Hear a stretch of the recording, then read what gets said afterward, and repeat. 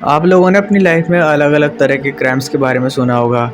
बहुत अलग अलग तरह के सीरियल किलर्स के बारे में सुना होगा। बहुत खूंखार से खूंखार विलन देखे होंगे। पर ये वीडियो आपको इतना धैला देगी कि इसको सुनने के बाद में आपके साथ पुश्ते बेरी पैदा हो सकती है। तो हमारे देश में एक कहावत बहुत ज़्यादा पॉपुलर है कि बच्चे भगवान का रूप होते हैं, पर वही बच्चे जब शैतान बन जाए तो क्या होता है। तो इस वीडियो में कुछ ऐसी ही बात बताने वाला हूँ मैं आपको कि बच्चे शैतान बन जाते हैं तो क्या होता है। तो बने रहिए इस कहानी में।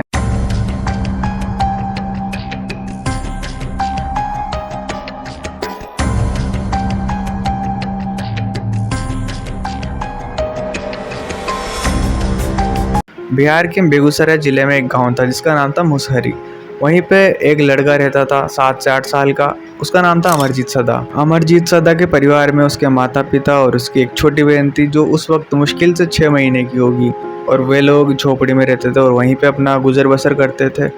उसके पिता दिहाड़ी मजदूर थे। अभी जैसे हमारे देश में जॉइंट फैमिलीज होती है, सब लोग साथ में रहते हैं, वैसे अमरजीत के चाचा का घर भी उनके पास में ही था और उनके भी छोटे छोटे बच्चे थे।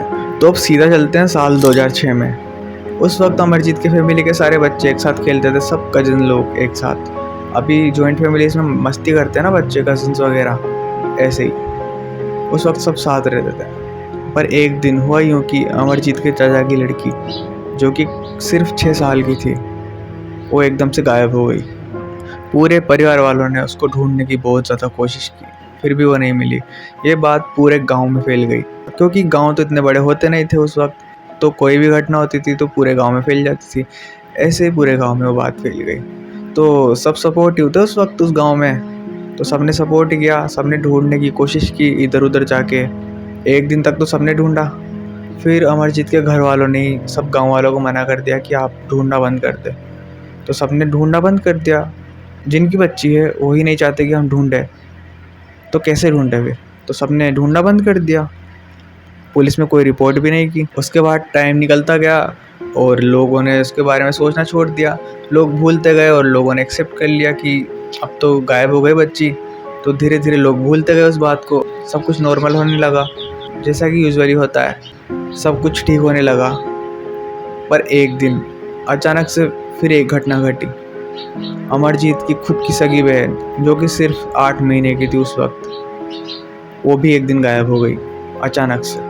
ये बात भी पूरे गांव में वायरल हो गई और लोग समझ नहीं पा रहे थे कि हो क्या रहा है हमारे गांव में, हमारे बच्चों के साथ क्या हो रहा है, हमारे गांव के बच्चे जा कहाँ रहे हैं।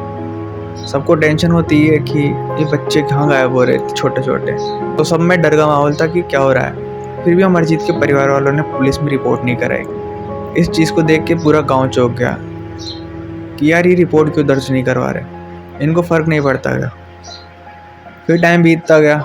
इस घटना को सिर्फ 3 महीने ही हुए थे कि एक और घटना घट गई गांव में। अमरजीत के घर से थोड़ी दूर ही एक चुनचुन देवी नाम की महिला रहती थी। एक दिन चुनचुन देवी अपनी 6 महीने की बच्ची के साथ सरकारी स्कूल में बैठी हुई थी। थोड़ी देर बाद वो अपनी बच्ची को सुला के बाहर चली गई।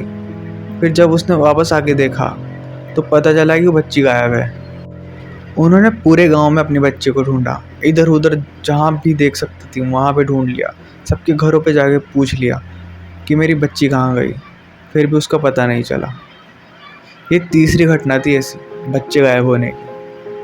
तो सब लोगों में दहशत फैल गई। अब गांव वाले इतना डर चुके थे कि उन्होंने अपने बच्चों को बाहर खेलने से भी मना कर दिया। अब वो बच्चों को अकेला ही नहीं छोड़ देते। चुनचुन देवी अपनी बच्चे को ढूंढते ढूंढते परेशान होकर अपने पास के पुलिस स्टेशन में चली गई और वहाँ पर जाके रिपोर्ट दर्ज कराई। और फिर पुलिस पूछताछ करने के लिए मुसहरी गांव में आई। पहली बार किसी बच्ची के गायब होने पर पुलिस गांव में आई थी पूछताछ करने के लिए। और जैसे पुलिस गांव में आई तो उनको पता चला कि ये पहला केस नहीं है यहाँ पे ऐसा, पहले भी 2 बच्चियाँ गायब हो चुकी है। पूछताछ करने के लिए पुलिस पहले गायब हुई दोनों बच्चों के घर पे गई, मतलब अमरजीत के घर पे। तो वहाँ पे उन्होंने पूछा कि आपने पहले रिपोर्ट दर्ज क्यों नहीं कराई, और साथ ही ये भी पूछा कि क्या आपको पता है चुनचुन देवी की बच्ची के बारे में।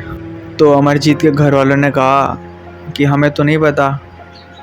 फिर अमरजीत की माँ ने अमरजीत को आगे कर दिया और बोला कि चुनचुन देवी की बेटी के बारे में अगर कोई बता सकता है तो केवल अमरजीत बता सकता है। पुलिस वाले उस बच्चे को देख के चौंक गई कि ये कैसे बता सकता है यार, ये तो खुद 7-8 साल का है, क्या बताएगा।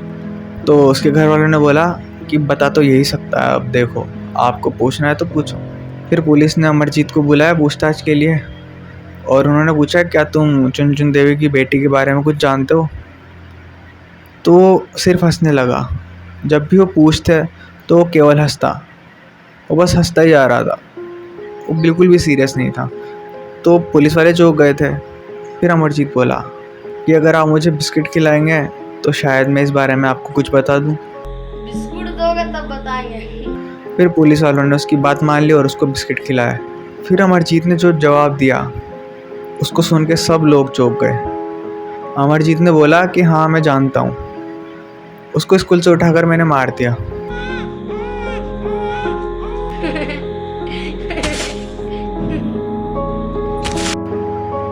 ये सुन के पुलिस वाले चौंक गए, पर ये इस बात को दरकिनार भी नहीं कर सकते थे।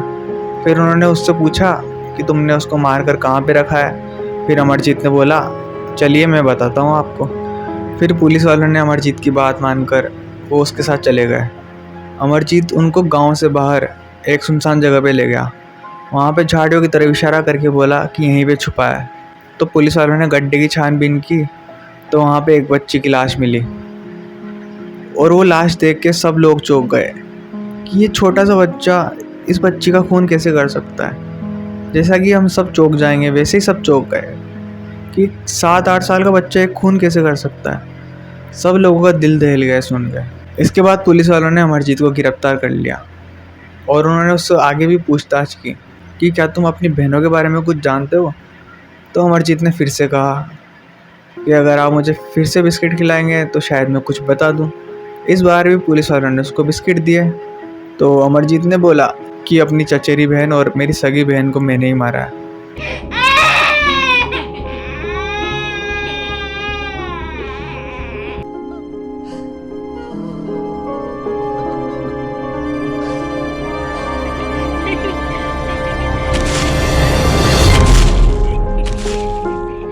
ये सुन के सब सदमे में चले गए कि ये क्या बच्चा है। अब उनके सामने एक सीरियल किलर बैठा था। वो धड़ाधड़ अपने जुर्म कबूल कर रहा था और उसके सिर पे एक भी शिकन नहीं थी बताते वक्त। वो हंस के जवाब दे रहा था और ऐसा लग रहा था जैसे उसको कोई शर्म ही नहीं है, कोई टेंशन ही नहीं है। अमरजीत ने अपने बयान में बताया कि उसने तीनों लड़कियों को गला घोट कर और ईंट मार कर मारा था। उसे मज़ा आता था जब बच्चे रोते थे और जब वो उनको मारता था तो उसको अलग ही सुकून मिलता था। छोटे बच्चों को दर्द में देखकर उसे मज़ा आता था। इतनी छोटी उम्र में उसको जेल नहीं भेज सकते थे तो कोर्ट ने सबसे पहले उसकी मानसिक जांच कराने का फैसला किया और जांच में ये सामने आया कि वो एक मानसिक रोग से ग्रस्त है जिसमें उसको दूसरों की तकलीफ़ देखने में मज़ा आता है। जब दूसरे दर्द में रहते हैं तो उसको खुशी महसूस होती है। तो उसको 3 साल तक अस्पताल में रखा। उसके बाद में उसको अकेला नहीं छोड़ सकते थे, खुला नहीं छोड़ सकते थे, तो इसलिए उसको सुधार गृह में भेज दिया।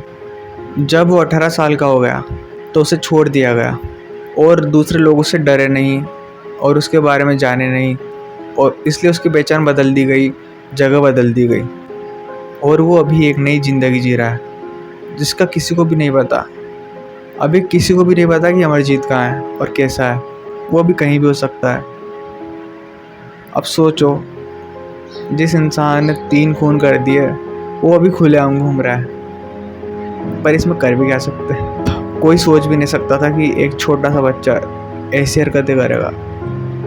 3 खून कर दिए उसने, दूसरों को देखने में मज़ा आता था। मतलब किस तरह का दिमाग होगा उस बच्चे का। ऐसे सीरियल किलर से भगवान बचाए। अब पता नहीं अमरजीत भैया किधर बैठे हैं।